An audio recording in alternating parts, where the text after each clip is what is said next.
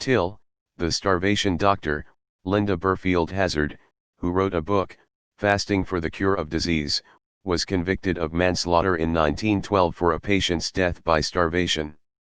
At least 15 deaths are attributed to her care. While doing a fasting cure on herself in 1938, she died of starvation. Linda Burfield Hazzard, December 18, 1867 to June 24, 1938, nicknamed the Starvation Doctor. One was an American quack, fraud, swindler and serial killer.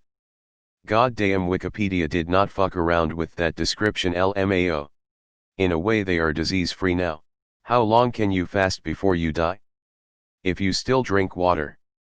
The Lore podcast did a very interesting episode featuring her story. She essentially convinced women with health issues to commit themselves to her care facility and not leave until they were better. She had some of them add her to their will. Maybe forged it? Eventually they were sick enough that they couldn't leave and subsequently died of starvation. Apparently she believed her own bullshit though, because she did indeed end up starving to death trying to treat some kind of terminal health problem, cancer, IIRC. Before any of you ghouls try finding what's left of her sanatorium, it's gone, and the landowners have been chasing idiot ghost hunters off their property for decades. Alala Bay, on the other hand, is a great little kayaking spot across the channel from Vashon Island, where a cult of lesbians locked Nicolas Cage inside a giant Burning Man replica as a human sacrifice. There is a lovely store/pub right there to get a slice of pizza and a pint of beer after paddling around the bay. I mean, her surname should have been a tip-off. Yet I'm following this new crazy starvation treatment some doctor told me about. What doctor is that? Dr. Hazzard. Oh. If this is who I think she is, she also had her patients severe ties to their families and make her the executor to their wills and estates. Real stand-up lady. This is why you get a second opinion. Sounds hazardous. Not every day you see Olala on Reddit, let alone the neighbors. Before they invented insulin treatment, near-starvation diets were the only way to keep diabetics alive. I wonder if this treatment was a misguided attempt to use the same technique on other illnesses.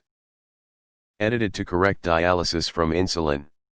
Fasting is good for the body but only in moderation.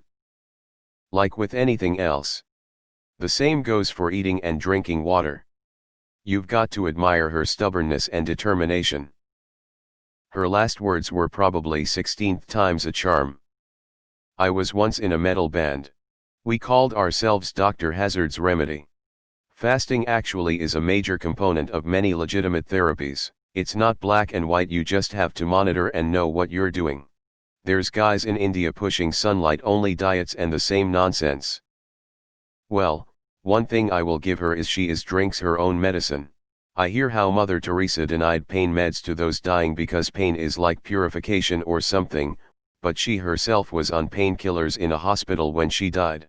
When I was a kid my mother had intense pain and could not afford a doctor. She starved herself for over a month. The pain went away. She died 40 years later of pancreatic cancer. I always have a suspicion that the gallstones and maybe even the cancer were the cause of her original pain. Bloodletting was one of the few treatments for high blood pressure before medications arrived. This is a form of starvation or taking away bodily resources too. I knew the family who lived there in the late 90s/early 2000s. Linda Hazzard's house was still there. They had lived in it for a while and then eventually tore it down to build a new house on the property. It was totally creepy. The house was practically falling down, and looked like it hadn't been taken very good care of over the years. Her piano was still in the house, which really creeped me out. The whole property felt creepy. I think one 4th of July we did fireworks there, and being there at night was unnerving.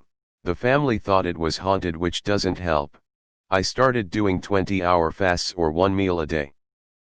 About 65 days in and I have lost 35 pounds and feel amazing and have way more energy. Olala, Washington. One of the scariest books I've ever read is Starvation Heights, the account of this. Highly recommended. If you have enough fat on you and take it serious and supplement with the necessary vitamins, You can live off your fat for more than a year apparently. https://www. Snopes.com/fact-check/survive without eating 382 days/ https://www. Snopes.com/fact-check/survive without eating 382 days/. At least she believed her own bullshit. Absolutely insane. And to think the guy who showed that fasting was the healthiest form of weight loss won the Nobel Prize in Medicine just 104 years later. To be fair, everyone that's ever eaten food has died. Yet millions gain back their health every year from fasting. If done right, she had no medical degree, but was licensed to practice medicine in Washington state through a loophole that grandfathered in some practitioners of alternative medicine without degrees. Even in current times, in the USA, medical malpractice is the third leading cause of death. https://hub. Yahoo! edu/2016/05/03/ medical errors third leading cause of death/. That's over 250,000 people a year. In comparison, COVID has only killed 183,000 people in the USA this year. Fasting can be very good for you if done right, and for like a week, no way months can be anywhere close to healthy. At least she wasn't a hypocrite, I guess. Wow, an evangelical anorexic. Reminds me of all those AIDS denialists who ended up dying of AIDS. Just a matter of time before Facebook groups start recommending the same cure. I feel so odd about this article, worried face. I have personally fixed many of my health problems with fasting. With common sense, it's completely safe. Humans evolved from a lifestyle where many days we couldn't get food. At least she had the conviction to believe in the bullshit alternative medical treatment she pushed. More than I can say for those a lot of hucksters. I remember some woman who was like 70-something and was convinced she could live off sunlight, so as proof she was going to live stream herself for 3 weeks.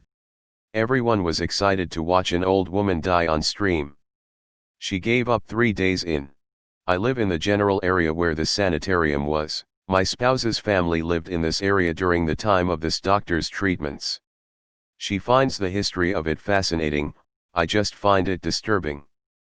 It's cool if this is what you want to do for yourself, but when you encourage others to do stuff under the guise of medical advice, that's fucking messed up. Fasting for a day or two, you crazy idiot, not a month.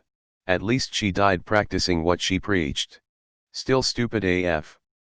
Didn't Mother Teresa and Gandhi reject modern medicine for the people they were helping/loved? Then they got sick and all of a sudden modern medicine was great. Well, call her what you will, but at least she wasn't a con artist. She clearly believed in what she was doing. Fasting is perfectly healthy and maintainable. I've fasted for 10 straight days with no food at all. Easiest weight loss of my life. Oh man. Fasting works, but you still gotta get your nutrition and electrolytes. She forgot the intermittent part. Starvation makes me wonder, since I do know someone who died of it. Advanced malnutrition can lead to mineral imbalances that can mess up the nervous system and such. I'm aware of that.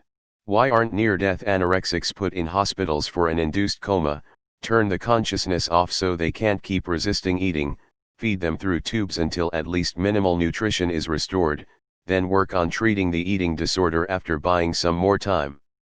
I kept hearing she's too far gone at the end. Force feeding through tubes while in an induced coma sounds harsh, but beats dying. Thoughts? She's died like she lived. Netflix has one on this called Unwell. People pay a lot of money for this bullshit. Sicking but not surprising at the same time. In all seriousness though, fasting really does do wonders for the body. Lost 35 kgs in the space of 7 months with IV. Not only that, but I was finally able to kick psoriasis to the curb, which is something I was unable to do even on a vegetarian diet. Edit, spelling.